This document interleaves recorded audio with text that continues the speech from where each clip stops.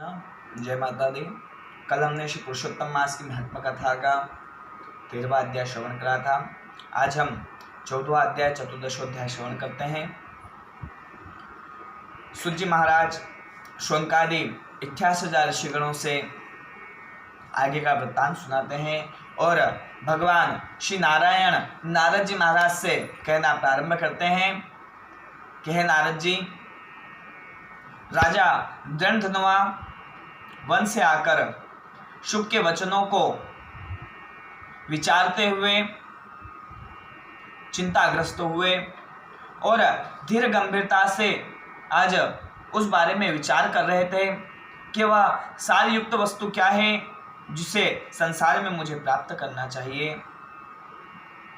और आज पूर्व जन्म के उनके कर्म उदय हुए और ऋषि वाल्मीकि जी का वहां पर आगमन होता है।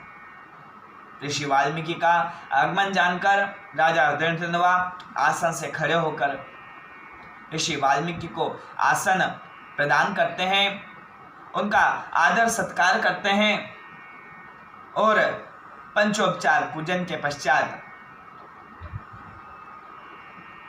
ऋषि वाल्मीकि जी को राजा दृढ़धनुआ के मुख पर चिंता दिखाई देती है। ऋषि वाल्मीकि राजा दृढ़धनुआ से पूछते हैं कि हे राजन, आप चिंताग्रस्त दिखाई पड़ते हैं,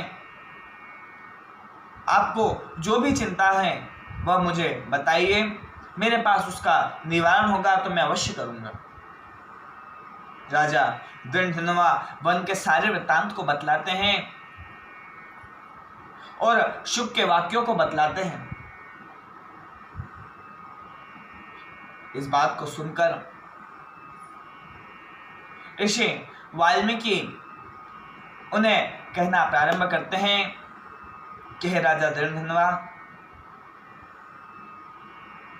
आप पूर्व जन्म में ताम्रपर्णा नदी के किनारे सुदेव नाम के ब्राह्मण थे। वेदांगों का आपने अच्छी तरह से अध्ययन करा था। गौतम ऋषि की पुत्री गौतमी नाम से जो विख्यात हुई थी वह आपकी पत्नी थी और आप गृहस्थ धर्म में प्रवृत्त होकर अनेक काल तक आप रहे। भाग्यवश आपके संतान की उत्पत्ति नहीं हुई और इससे चिंतित होकर एक दिन आप अपनी पत्नी गौतमी से वार्ता करते हुए विचार करने लगे कि हे गौतमी, अनेक वर्ष हमारे विवाह को हो चुके हैं, हमें कोई पुत्र नहीं हुआ है,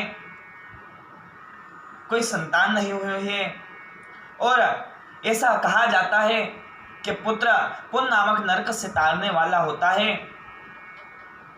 और धार्मिक शुद्ध वंश में जब संतति उत्पन्न होती है तो वह इस लोक में और परलोक में दोनों में यश को बढ़ाती है, सृष्टि चक्र को आगे बढ़ाती है और यह पुण्य का कार्य होता है।